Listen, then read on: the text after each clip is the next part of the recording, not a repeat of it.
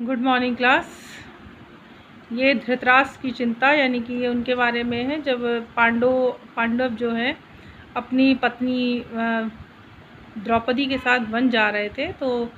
जो धृतराष्ट्र हैं वो देख नहीं सकते और उन्होंने जो है उन्होंने विदुर से कहा कि वो ये मुझे बताओ मुझे कि पांडु के पुत्र किस प्रकार से वन की तरफ जा रहे हैं। तो तब उन्होंने सब बता दिया कि युधिष्ठिर जो है कपड़ा चेहरे से ढके हुए हैं, भीम जो है अपनी बाहों को देखते निहारते हुए जा रहे हैं,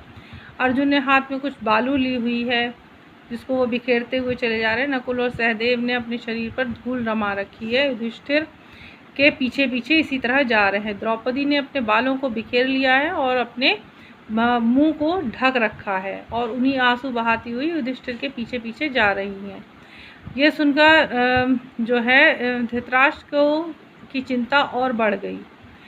तो विदुर ने बार बार जो है उनसे आग्रह यानी कि उनसे विनती कर रहे थे कि आप जो है पांडवों के साथ संधि कर लीजिए।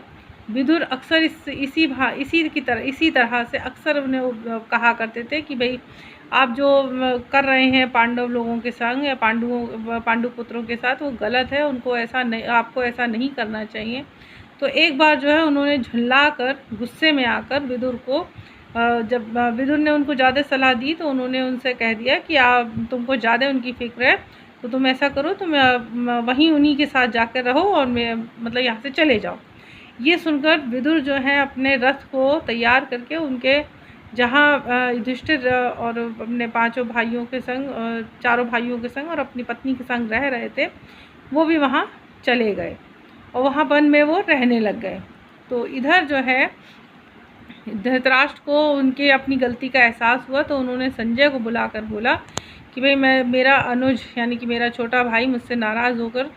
वन चला गया है, तुम उसे किसी तरह मनाकर वहाँ से वापस ले आओ। तो संजय वापस उनके वहाँ जाते हैं वन में और जो विदुर हैं उनको सभी बात बता के समझा के कहते हैं कि महाराज जो हैं आपको याद कर रहे हैं और आप वापस जो है अपने घर यानी कि हस्तिनापुर वापस चलिए। तो उन्होंने वो भी जो है अपनी बात को छोड़कर और वो उनके साथ लौट आते हैं। इधर ऐसा ये क्योंकि युधिष्ठिर जो हैं अपने चारों भाइयों और पत्नी के साथ वहीं रह रहे थे तो इसी तरह वहाँ रहते हुए उनकी मुलाकात एक बार महर्षि मैत्रेय से हो गई। तो और वो उनसे मुलाकात हुई, उनसे मिले, सब हालचाल बताया सब कुछ। तो जो महर्षि मैत्रेय थे वो एक बार उनके जो हस्तिनापुर है वहाँ राज दरबार में पधार आए और उन्होंने जो है धृतराष्ट्र से कहा कि महाराज ये ऐसा अनर्थ क्यों हो रहा है कि आप और भीष्म के होते हुए भी उन लोगों के साथ यानी कि पांडु पुत्रों के साथ ऐसा दुर्व्यवहार क्यों किया जा रहा है। इस तरह वहाँ पे जो दुर्योधन भी सभा में मौजूद थे तो मुनि ने उसकी ओर देखकर कहा कि राजकुमार तुम्हारी भलाई इसी में ही है कि तुम पांडवों को धोखा देने का विचार छोड़ दो, यानी कि उनके साथ जो आपकी दुश्मनी मान रखी है वो तुम छोड़ दो और उनके साथ सलाह कर लो, संधि कर लो। ऋषि की यूँ इस तरह की मीठी बातों से दुर्योधन को समझाया, लेकिन दुर्योधन जिद्दी और नासमझ जो है उन्होंने उनकी अपनी जो है ज़िद नहीं छोड़ी, वह कुछ नहीं बोले और वो अपनी जांघ पर हाथ ठोकते हुए पैर को अंगूठे से ज़मीन को कुरेदते हुए मुस्कुराता हुआ खड़ा रहा। लेकिन इधर जो दुर्योधन ने देखा कि सभी लोग उनकी तरफ ज़्यादा वो कर रहे हैं तो उन्होंने मना कर दिया कि मैं ऐसा कुछ नहीं करूँगा,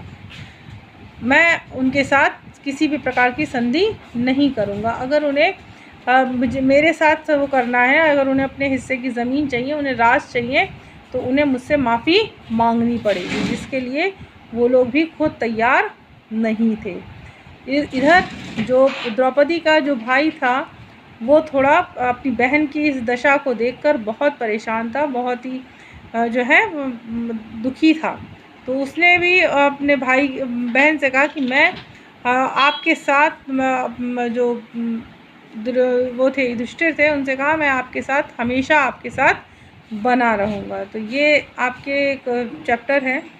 जिसको एक छोटी सी स्टोरी जैसी मैंने बताया है आपको। जिन लोगों ने गूगल मीट पे क्लास अटेंड नहीं करी है वो लोग इस पाठ को ध्यान से पढ़ के जो है इसको समझ सकते हैं। Thank you class.